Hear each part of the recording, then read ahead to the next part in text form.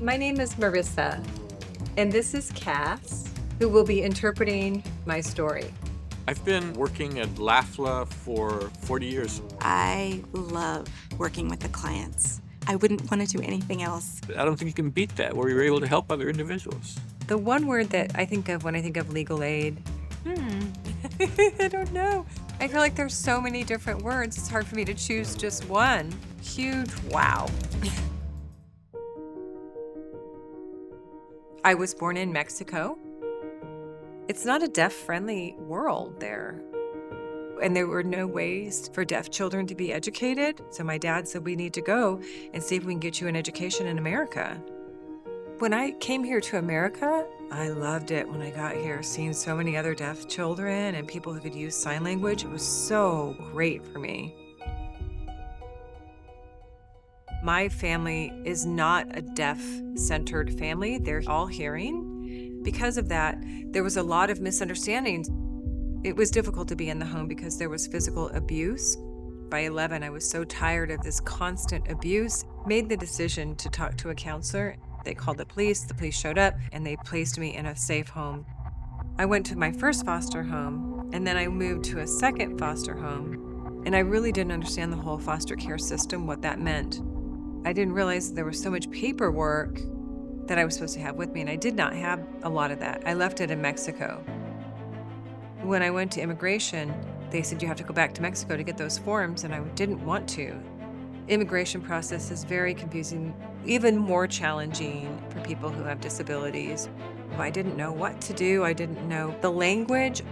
When I talked to the social worker, and she didn't know of a lot of attorneys that would help with the interpreting, things that you had to pay for with legal processes. And I remember I asked, how am I going to pay for this? And so I was terrified, and I didn't want to be one of those people that got deported.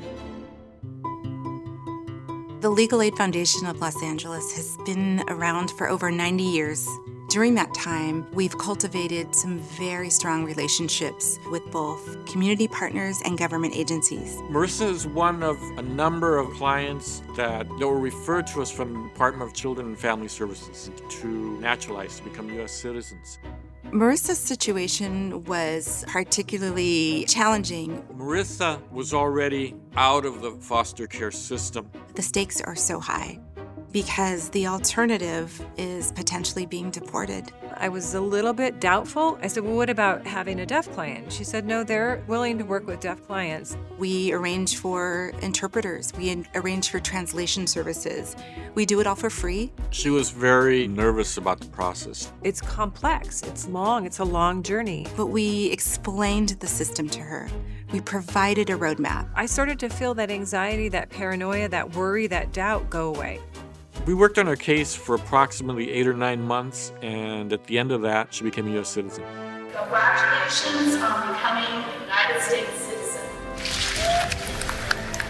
It was a huge relief. I was so happy. When we secure an immigration benefit, that is the best part of it for me. It's just something concrete that tells them, you are here, this is your country. 100% freedom is what I felt. Marissa is working now, she's studying. Now, I want to become a deaf interpreter, helping others open doors that they feel are shut. This job is challenging emotionally. I learned all these things. I learned all the laws, and I learned how to navigate through the system, but it wasn't for me. It's to pilot other people through. What a privilege. I love it. I love it here. It's a gift. I'm so happy. This is the best my life has ever been.